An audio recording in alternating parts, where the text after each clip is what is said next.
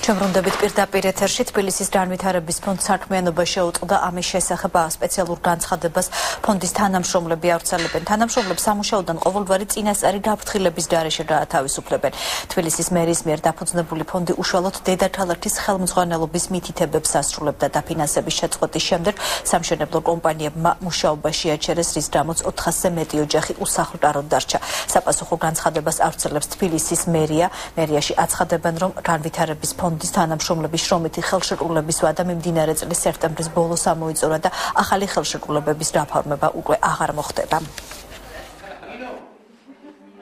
მიგვაჩნია, რომ ფონდის არსებობის საკითხი მისი საქმიანობის არსის და მნიშვნელობის გათვალისწინებით არ უნდა წყდებოდეს ერთპიროვნულად მერიის ხელმძღვანელობის მიერ საზოგადოებრივი აზრის გათვალისწინების გარეშე. გავიარეთ კონსულტაციები დედაქალაქის ხელმძღვანელობასთან და მივიღეთ ასეთი პასუხი, ჩვენი აზრით, პასუხი, რომელმაც არ დაგვაკმაყოფილა და დატოვა ბევრი კითხვის ნიშნები, მივიღეთ ეს გადაწყვეტილება, რომ საზოგადოებისთვის გვეცნობა აი ამ ყოველივეს შესახებ. რამე თუ მიგვაჩნია, რომ ძალიან დიდ საზოგადოებრივ ინტერესს იმსახურებს ზოგადად ამ ფონდის არსებობა.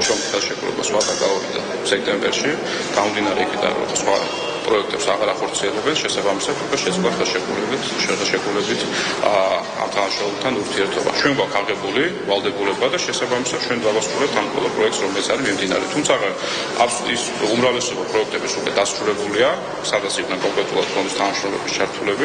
აქედან გამომდინარე აღარ იგეგმება ახალი პროექტებზე მუშაობა.